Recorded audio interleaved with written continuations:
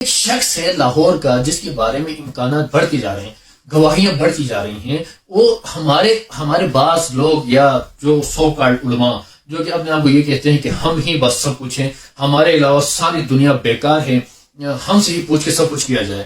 وہ ان سے میری اپیل ہے کہ یار امام المہدی اوائل میں شروع میں دیندار شخص نہیں ہوگا، یہ ڈن بات ہے.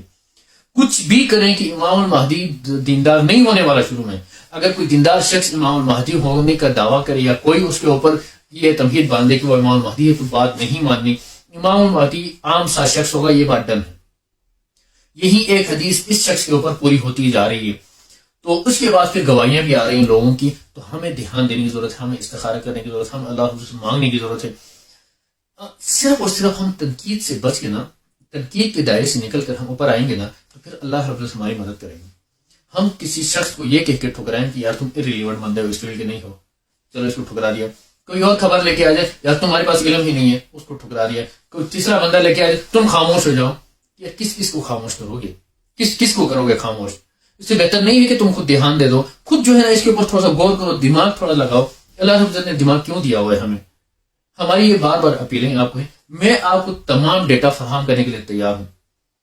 کچھ سیکریٹ ڈیٹا میرے پاس ہے، کچھ امپورٹنٹ ڈیٹا میرے پاس ہے. کاش میں چاہتا ہوں جن کے پاس یہ باتیں پہنچ جائیں، کاش میں چاہتا ہوں کہ میری باتیں فلاں کے پاس پہنچ جائے، اس کے پاس میری باتیں پہنچ جائے، اور وہ جو ہے نا اس بات کے اوپر دھیان دے. میں ان کو سیکریٹ ڈیٹا فراہم کرنے کے لیے تیار ہوں، وہ امپورٹنٹ ڈیٹا دینے کے لیے تیار ہوں جس کے اوپر وہ کوئی رائے قائم کر سکتے ہیں.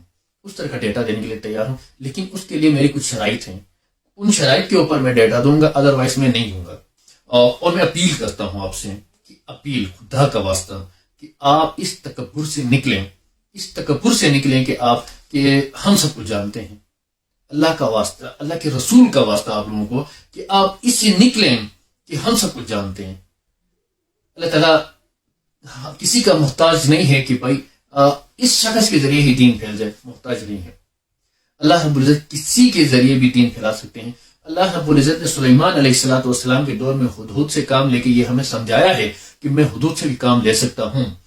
اصحاب کہف کو کہ جو کتے ہیں، اصحاب کہف کا جو کتا ہے، اس سے بھی کام لے کے اس کو بھی جنت کا وعدہ کر کے یہ ہمیں ثبوت دینا چاہتے ہیں اللہ رب العزت کہ اللہ رب العزت کسی سے بھی.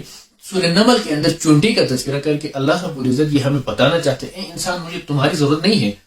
ٹھیک ہے، یہ ہم خیال ہی نہ کریں کہ ہم جو ہے نا کیونکہ سمندر ہیں علم کے تو ہمارے علاوہ کوئی بات نہیں کر سکتا. تو اللہ رب العزت نے حدود سے کام کیوں لیا تھا؟ اللہ رب العزت نے اصحاب کہف کے کتے کو جنت کا وعدہ کیوں کیا؟ اللہ رب العزت نے سورہ نمل میں چونٹی کو جنت کا وعدہ کیوں کیا؟ یہ بہت قابل غور باتیں ہیں. میں چونکہ irrelevant بندہ ہوں، تم ریلیونٹ ہو، تم آ جاؤ، میں تمہیں ڈیٹا دیتا ہوں، تم خود تحقیق کرو. میں مجھ سے ڈیٹا بھی نہ لے لو، خود تحقیق کرو. ایک تقریر تو اس بندے کی سنو تم.